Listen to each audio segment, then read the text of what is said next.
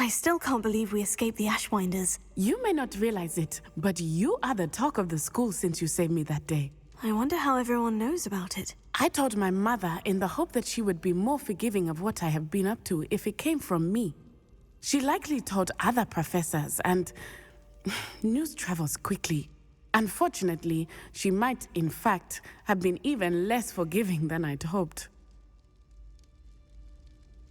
If she knew more about what you've done, I suspect she'd be proud. If she knew any more about what I've done, she would never let me out of her sight again. I'm sorry. Has Officer Singer done anything with the evidence we provided? She has not. Harlow is as strong as ever. Someone needs to stop him, whether it is us or Officer Singer. If someone had stopped the monsters like him in Matabeleland, my father would be alive today. What exactly happened to your father? It was a beautiful day. My mother had gone to tend to a neighbor who was ill, and so my father and I were galloping in the savannah. Galloping? Your father was also an animagus, I take it? He could become the most majestic giraffe, and he would carry me on his back, my arms around his neck. We were on our way home when we surprised a group of bandits who had come from our village. One of them saw me just as he removed a scarf from his face. He shouted and then aimed his rifle. He didn't want you to identify him. Exactly. In an instant, my father bowed his neck to protect me and was hit. As he fell, my father changed back into his human form. When the bandits saw this, they turned and ran in fear. Magic terrified them, and then he was gone. And it was all my fault. Your fault? How so? He died protecting me. If I had been capable of protecting myself, he would still be alive today.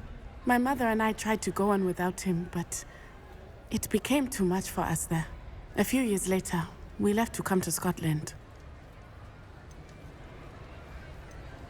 What does your mother think about all of this? Well, as you saw, she worries a great deal. She is an excellent seer, but I think it bothers her to this day that she did not see my father's death coming. She misses him, as do I. So I believe on some level she understands my need to seek justice in a small way.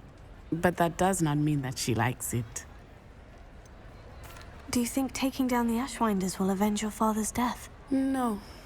Vengeance is not what drives me. My father would not want that.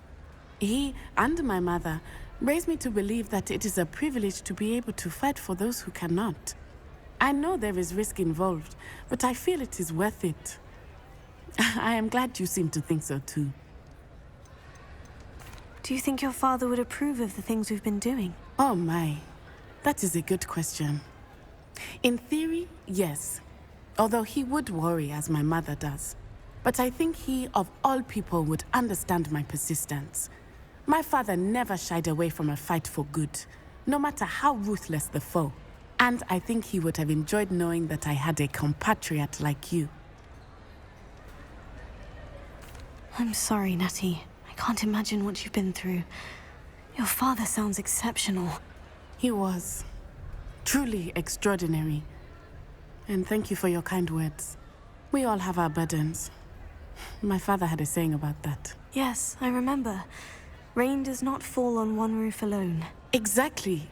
Soon you and I will put an end to the Ashwinders, beginning with Harlow. And once he is gone, we will turn our attention to Rookwood. We are making progress, and we will succeed.